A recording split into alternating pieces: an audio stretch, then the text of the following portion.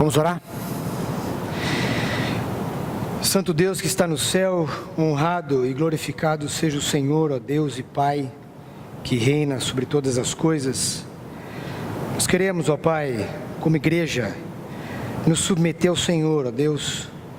Nós queremos nesse momento, ó Pai, estar como uma congregação, como um corpo, prestar esse culto a Ti, ó Pai, e não estar aqui para assistir um culto, porque quem está para assistir o culto é o Senhor.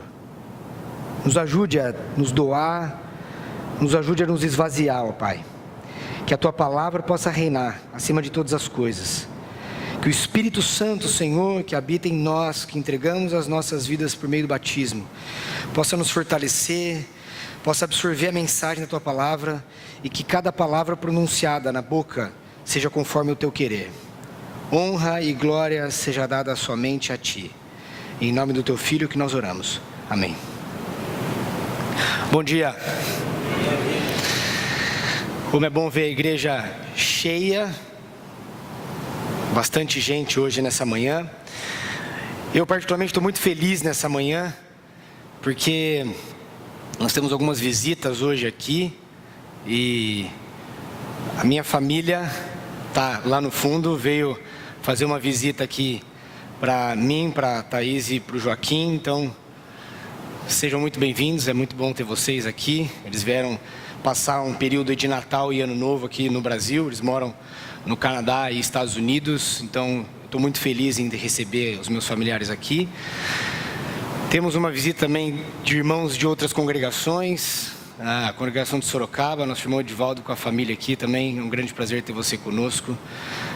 É muito bom poder receber visitantes. Você que nos visita, é muito bom ter você aqui conosco. Se você vem pela primeira vez, se você vem pela segunda vez, é um grande prazer poder ter você nessa manhã. Na semana passada, nós falamos um pouquinho sobre a grandeza de Deus. Nós olhamos um pouco sobre a criação de Deus. Nós vimos as coisas complexas que Deus fez na sua infinita criação. Nós vimos também que nós temos uma amnésia espiritual. Falamos um pouquinho sobre a amnésia espiritual. E tentamos ver como que João, como que Isaías descreveu Deus através da palavra. Nós falamos também que nós não temos controle sobre a nossa vida. E se você estava aqui na semana passada, provavelmente você vai lembrar do filme da vida, né? Nós temos uma pequena participação naquele filme da vida. E nós vimos então como deveria, ou como Deus espera que nós passemos nesse filme da vida. Mas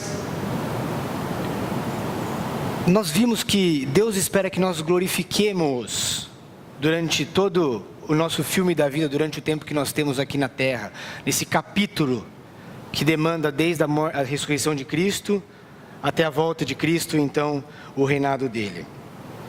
Agora, nós poderíamos nos perguntar da seguinte forma: de tudo que nós vemos na palavra do Senhor, mesmo nós sendo tão pequeno, mesmo nós sendo ingratos, egoístas, vivendo uma vida onde nós buscamos o nosso prazer próprio, como Deus ainda consegue nos amar tanto? Como será que Deus consegue nos amar tanto, mesmo nós achando que as coisas foram criadas para nós e não para Ele, como nós vimos na palavra? E qual será que é o amor? Qual é a forma que Deus espera que nós o amemos? Como será que Deus espera que nós o amemos? Eu gostaria que você me acompanhasse. Mateus capítulo 13. Versículo 44 e 45. Mateus capítulo 13. Versículo 44 e 45. E 46 também, eu não coloquei aí, mas eu vou ler 46. Diz assim as escrituras do Senhor: o reino dos céus é como um tesouro escondido num campo. Certo homem, tendo encontrado, escondeu de novo, e então, cheio de alegria, foi, vendeu tudo que tinha e comprou aquele campo. O reino dos céus também é como um negociante que procura pérolas preciosas. Encontrando uma pérola de grande valor, foi, vendeu tudo que tinha e a comprou. Esse trecho ilustra bem a forma com que Deus espera que nós o amemos. Um homem encontrou então o reino dos céus e ele percebeu que aquilo era a melhor coisa que ele podia ter na vida.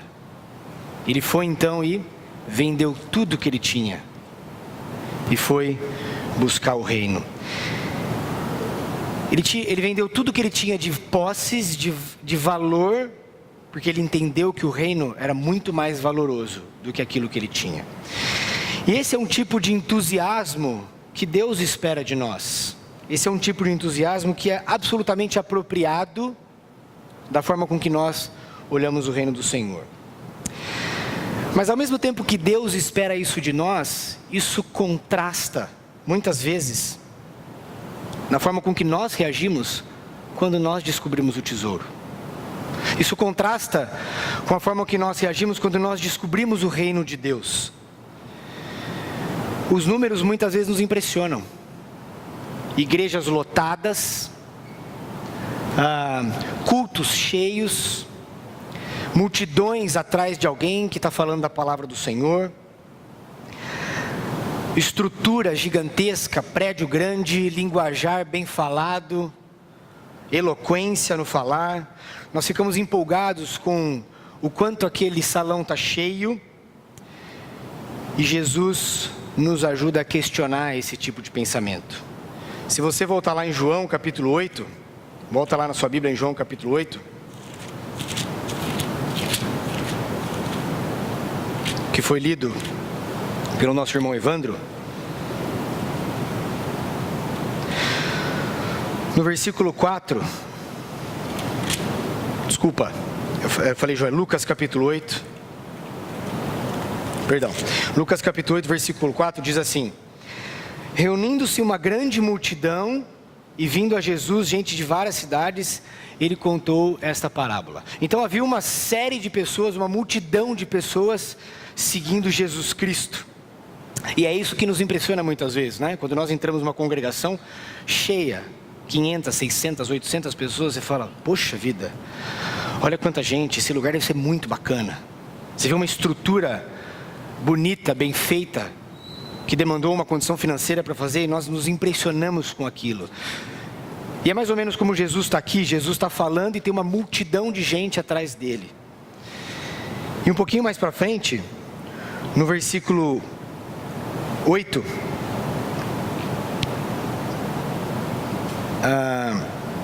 versículo 10, 9 e 10, seus discípulos perguntaram o que significava essa parábola. Ele disse: a vocês foi dado o conhecimento dos mistérios do reino de Deus, mas aos outros falo por parábolas, para que vendo não veja e ouvindo não entenda. Você sabe que eu sempre me perguntei por que Jesus falava em parábolas para os outros não entenderem. E você sabe por que Jesus faz isso? Porque Jesus está atrás de imitadores e não de seguidores. Jesus não quer uma multidão atrás dele. Jesus não quer igrejas lotadas de pessoas que seguem ele. Jesus quer igreja lotadas de pessoas que imitem ele. É isso que Jesus quer. E quando Jesus falava por parábolas, ele queria saber quem eram as pessoas que sinceramente estavam com o coração aberto para realmente entender o que Jesus tinha para falar. E quando Jesus está falando aqui, e ele vai falar dessa parábola, nós vamos falar um pouquinho. Jesus diz o seguinte: eu vou falar em parábolas porque eu quero saber quem realmente quer me imitar, quem realmente quer saber o que eu tenho para falar. Eu não preciso de um monte de gente me seguindo, eu preciso de pessoas que genuinamente se interessam por mim, que seguem a Jesus Cristo. E muitas vezes nós nos comportamos assim,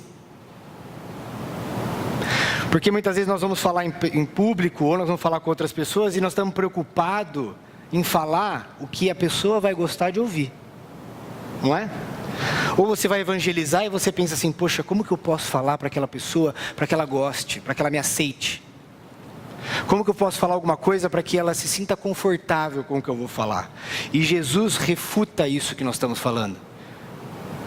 Porque Jesus fala o seguinte: eu preciso buscar as pessoas que me querem sinceramente.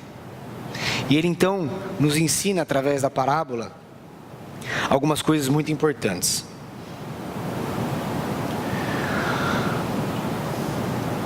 Primeira coisa, a semente é lançada nos solos. É a primeira coisa que ele fala da palavra. A segunda coisa, quando ela é lançada na beira do caminho, é ouvida, mas logo é roubada. Quando é lançada entre as pedras, as raízes não se fixam. Profundidade e aparência são apenas aparências. Quando lançada entre os espinhos, seguem o caminho, mas são sufocadas pelas preocupações, pelos prazeres da vida, pelos compromissos, por tudo aquilo que nós temos nesse mundo. E quando lançada em bom solo, coração sincero, elas se fincam, crescem e produzem frutos. Você provavelmente já ouviu essa parábola, você provavelmente já estudou essa parábola. Agora eu quero fazer uma pergunta para você.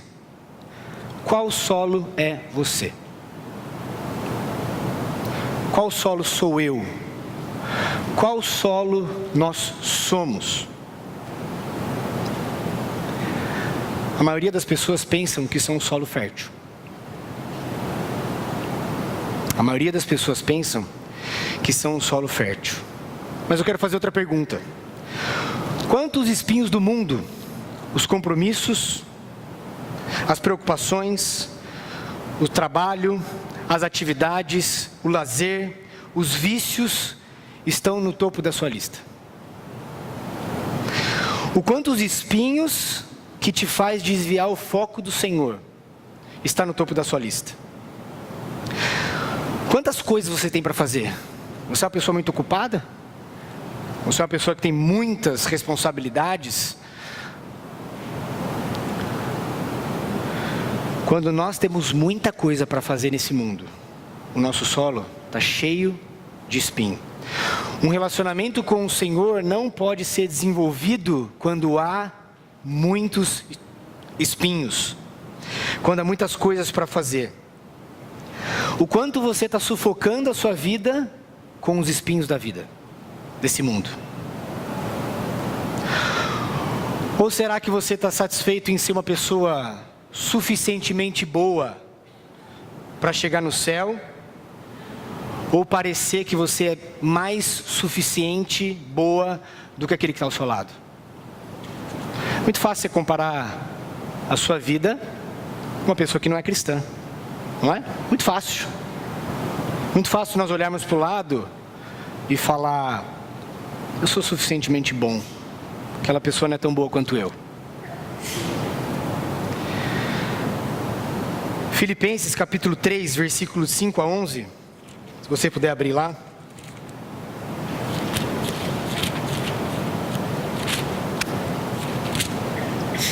Filipenses capítulo 3, versículos de 5 a 11. Eu acho que eu não coloquei aqui. Filipenses 3, de 5 a 11, diz o seguinte: circuncidado no 8º dia de vida, pertencente ao povo de Israel, a tribo de Benjamim, verdadeiro hebreu, quanto à lei fariseu, quanto ao zelo, perseguidor da igreja, quanto à justiça que há na lei, irrepreensível. Mas o que para mim era lucro, passei a considerar como perda por causa de Cristo. Mais do que isso, considero tudo como perda comparado com a suprema grandeza do conhecimento de Jesus Cristo, meu Senhor, porque perdi todas as coisas. Eu as considero como esterco para poder ganhar Cristo e ser encontrado nele, não tendo a minha própria justiça que procede da lei, mas a que vem mediante a fé em Cristo, a justiça que procede de Deus e se baseia na fé. Quero conhecer Cristo, o poder da sua ressurreição e a participação dos seus sofrimentos, tornando-me como ele em sua morte, para que de alguma forma alcançar a ressurreição dentre os mortos. Eu acho que nós gostaríamos que o versículo 10 acabasse na palavra ressurreição, porque muitas vezes nós não queremos participar do sofrimento de Jesus. Nós não queremos isso. Nós queremos uma vida boa, uma vida confortável, uma vida com segurança. Nós queremos, sim, o poder da ressurreição. Nós queremos sim Cristo, mas nós não queremos participar dos sofrimentos de Jesus. E nós gostaríamos que o versículo acabasse na palavra ressurreição. Mas Jesus nos chama para uma vida diferente. Parece incrível, mas muitas vezes na própria igreja, quando nós desejamos o cristianismo acima de todas as coisas, nós temos dificuldade com isso. Porque o estereótipo do cristão, ele é um bom casamento, filhos educados, frequentar a igreja todo domingo e ter bons relacionamentos. Esse é o estereótipo do cristão. E quando nós queremos levar a palavra de Deus a sério, o que é coisa rara, nós somos loucos, extremistas, radicais, noiados. Já ouviu essa expressão alguma vez? Mas você só vive as coisas de igreja, só igreja o tempo inteiro. Não aproveita a vida em nada, só fica para as coisas da igreja. Não é nem de Deus, é da igreja, né, que as pessoas falam. E muitas vezes dentro da própria igreja, nós somos rotulados de fanáticos, sem noção, porque nós queremos viver uma vida dedicada ao Senhor. Porque o cristão, ele é rotulado como mediano. Eu preciso ter uma vida boa, segura, tranquila. Frequento domingo, faço minha parte, ajudo algumas pessoas e está tudo bem. Você se descreveria uma pessoa loucamente apaixonada por Jesus? Loucamente apaixonado? Tremendamente apaixonado? Quem já ficou apaixonado alguma vez na vida aqui?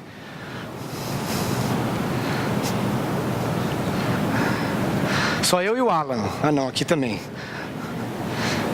A Robin não está aqui para ver, hein? Provavelmente você já ficou loucamente apaixonado. Se você é casado, se você já namorou. Você é loucamente apaixonado por Jesus? Você seria capaz de ficar 4 horas no telefone com Jesus? Provavelmente você já ficou quando você começou a namorar. Nas madrugadas ainda. O quanto você ama Jesus? Ou será que as palavras parcialmente comprometido ou morno qualificam o seu relacionamento com Cristo? A Bíblia nos orienta a nos examinarmos. E eu gostaria aqui de descrever pessoas parcialmente comprometidas e mornas. Conforme eu fale, eu peço que você reflita sobre o que eu vou falar. Eu peço que você pense sobre a sua vida de forma honesta e de forma diligente. Eu não estou falando aqui para você pensar como você gostaria de ser. Eu estou falando aqui para você pensar como você é. E eu peço que você faça uma reflexão sobre pessoas parcialmente comprometidas e pessoas mornas. Pessoas mornas frequentam a igreja com regularidade. É isso que se espera delas, pois é o que acredita ser comportamento de bons cristãos. Por isso, todo domingo elas estão lá, mas só isso. Isaías capítulo 29, se você puder me acompanhar lá. Esse povo se aproxima de mim com a boca e me honra com os lábios, mas o seu coração está longe de mim. A adoração que me prestam é feita só de regras, ensinada por homens. Pessoas mornas esquentam banco. É isso que elas fazem. Vão só de domingo, frequenta de domingo, porque isso limpa a consciência delas. Pessoas mornas participam da oferta, desde que isso não altere o padrão de vida delas. Quando dispõem de algum dinheirinho a mais, aí sim elas ofertam um pouco mais, porque isso dá uma segurança para elas ofertarem. Afinal de contas, Deus ama quem dá com alegria. Não é isso que a palavra fala? Pessoas mornas fazem isso. Lucas capítulo 21, versículo de 1 a 4.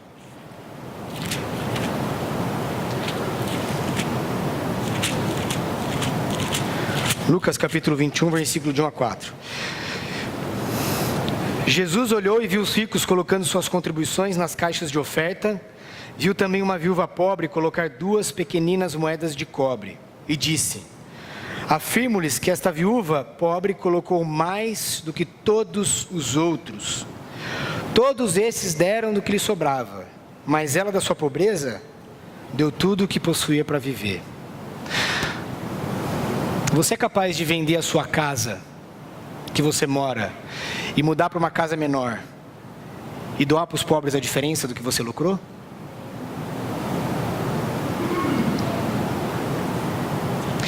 Pessoas mornas tendem a escolher o que é popular e desprezar aquilo que gera conflito. Elas se preocupam mais com o que as pessoas pensam do que com o que Deus pensa sobre o que tem no seu coração. Lucas capítulo 6, versículo 26.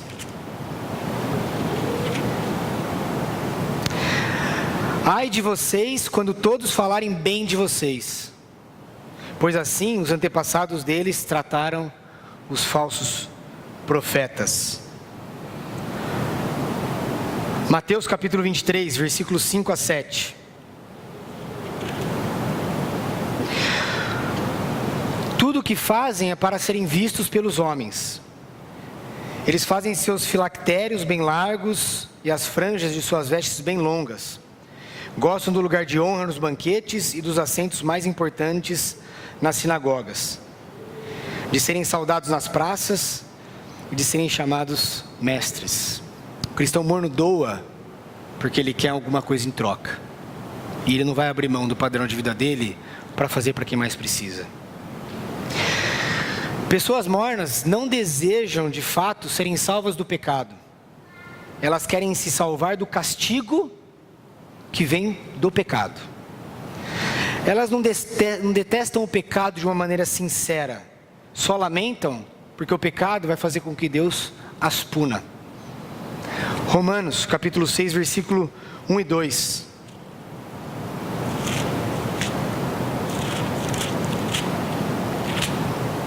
Que diremos então? Continuaremos pecando para que a graça aumente? De maneira nenhuma. Nós, os que morremos para o pecado, como podemos continuar vivendo nele? Pessoas mornas continuam a pecar deliberadamente. Elas não se preocupam com o pecado. Elas se preocupam somente com a consequência do pecado. Mas elas não odeiam aquilo que está errado. Por isso, elas cometem. Pessoas mornas são movidas por histórias de gente radical por Cristo, porque elas mesmas não fazem.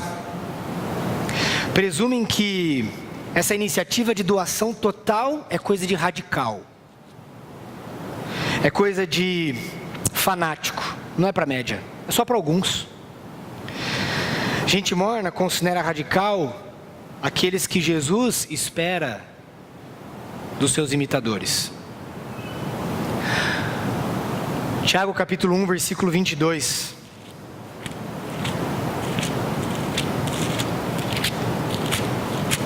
Tiago capítulo 1, versículo 22. Sejam praticantes da palavra e não apenas ouvintes, enganando-se a si mesmos. Pessoas mornas gostam apenas de ouvir.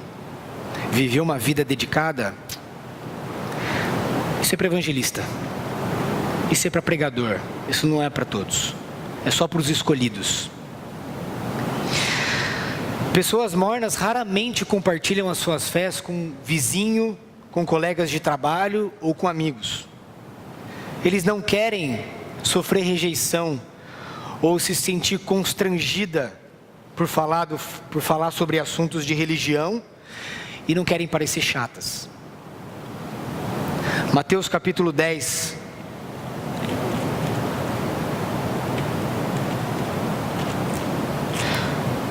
Versículo 32 e 33. Quem, pois, me confessar diante dos homens, eu também o confessarei diante do Pai que está nos céus. Mas aquele que me negar diante dos homens, eu também o negarei diante do meu Pai que estás nos céus. Pessoas mornas têm vergonha, têm medo da rejeição, não querem perder a amizade, não querem ter conflito, porque Jesus é segundo plano. O que as pessoas pensam sobre ela está acima de todas as coisas.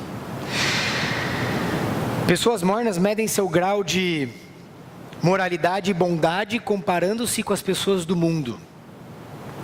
Elas se sentem satisfeitas porque não são tão dedicadas quanto os radicais, mas também não são tão horríveis quanto aquele vizinho que faz tudo de errado.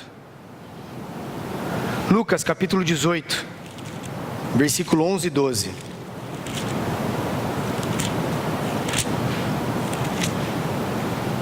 Lucas 18, 11 e 12. O fariseu em pé orava no íntimo: Deus, eu te agradeço, porque não sou como os outros homens, ladrões, corruptos, adúlteros, nem mesmo como este publicano. Jejuo 2 vezes por semana e dou o dízimo de tudo quanto ganho. Pessoas mornas se vangloriam pelo pouco ou pelo nada que fazem, porque eles se comparam por aqueles que não são cristãos. Pessoas mornas dizem amar a Jesus, mas apenas uma parte. Elas entregam uma pequena fração do tempo, do dinheiro e do pensamento. Mas Jesus não tem o controle da vida delas. Lucas capítulo 9, versículo 57 a 62. Quando andava pelo caminho, um homem lhe disse: eu te seguirei por onde quer que fores. Jesus respondeu: as raposas têm suas tocas e as aves do céu têm os seus ninhos, mas o Filho do Homem não tem onde repousar a cabeça. A outro disse: siga-me. Mas o homem respondeu: Senhor, deixa-me ir primeiro sepultar meu pai. Jesus lhe disse: deixe que os mortos sepultem os seus próprios mortos. Você, porém, vá e proclame o reino de Deus. Ainda outro disse: vou seguir-te, Senhor, mas deixe primeiro voltar e despedir-me da minha família. Jesus respondeu: ninguém que põe a mão no arado e olha para trás é apto para o reino de Deus. Pessoas mornas têm um monte de desculpa como carta na manga. Elas não se dedicam 100% ao Senhor. Pessoas mornas amam a Deus, mas não fazem de todo o coração, de toda a alma e de toda a força.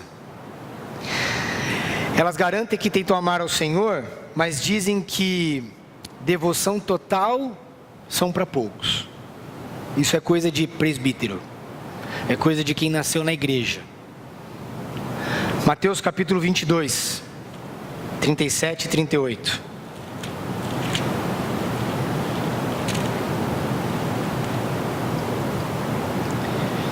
Respondeu Jesus: ame o Senhor, o seu Deus, de todo o seu coração, de toda a sua alma e de todo o seu entendimento. Esse é o primeiro e maior mandamento. Pessoas mornas amam o próximo, mas não amam como ama a si mesmo. O amor, ele é dado conforme a retribuição de familiares, de amigos ou de alguém que possui algum tipo de ligação. Sobra pouco amor para amar aqueles que não o amam. O amor das pessoas mornas funciona baseado na conveniência e é seletivo. Mateus capítulo 5, versículo 43 e 47. Mateus capítulo 5, do 43 ao 47. Vocês ouviram o que foi dito: ame o seu próximo e odeie o seu inimigo. Mas eu lhes digo: ame os seus inimigos e orem por aqueles que o perseguem, para que vocês venham a ser filhos do seu Pai que está nos céus. Porque Ele faz raiar o sol sobre os maus e bons e derrama chuva sobre os justos e injustos. Se vocês amarem aqueles que o amam, que recompensa vocês receberão? Até os publicanos fazem isso. E se saudarem apenas seus irmãos, o que estarão fazendo demais? Até os pagãos fazem isso. Portanto, sejam perfeitos como perfeito é o Pai Celestial. Pessoas mornas servem a Deus mas elas pensam numa vida terrena, com muito mais frequência do que pensa na eternidade. A vida diária é muito mais voltada para os afazeres, para as responsabilidades, do que na vida no porvir. Filipenses capítulo 3, versículos 18 e 19. 18 a 20. Filipenses capítulo 3.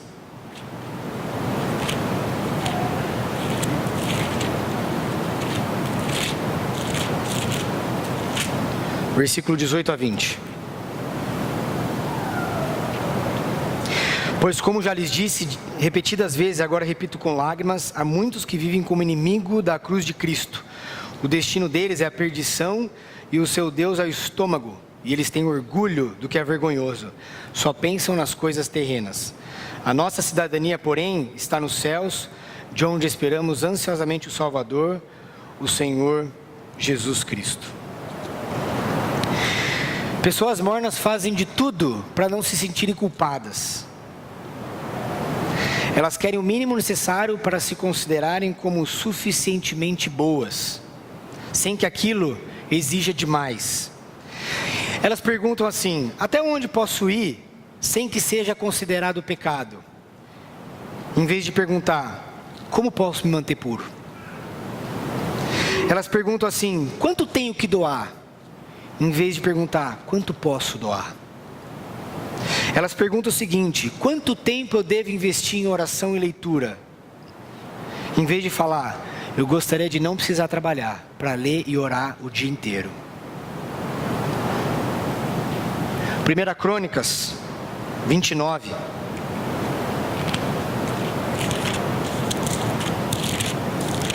Versículo 14.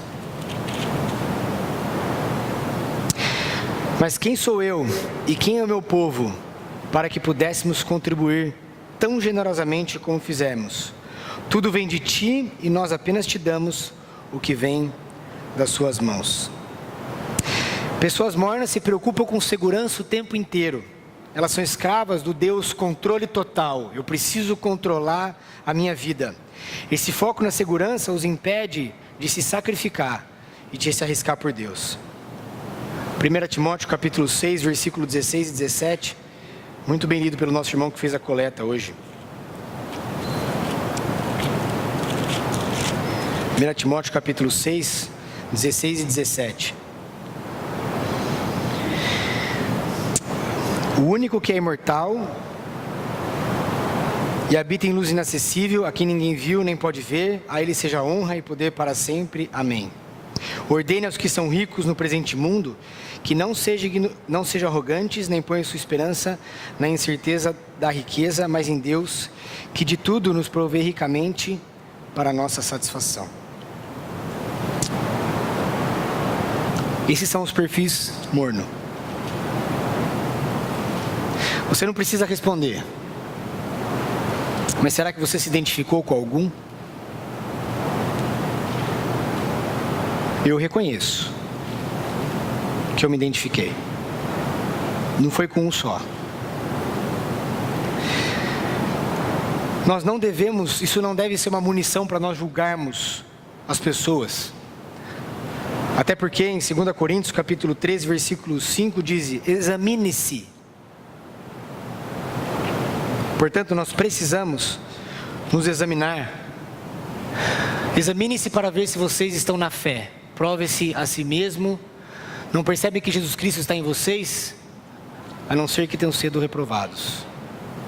Isso não deve ser ponto para nós apontarmos, para nós falarmos do outro, mas sim para nós olharmos para o nosso coração. Todos nós somos cheios de falha e todos nós não estamos imunes para tudo isso que foi citado aqui. É claro que há uma diferença entre a mentalidade e o processo de transformação. E você precisa, irmão, estar num processo de transformação. Porque se nós estivermos com a nossa vida estacionada desta forma, para finalizar, eu quero ler Apocalipse capítulo 3, versículo 15 e 16.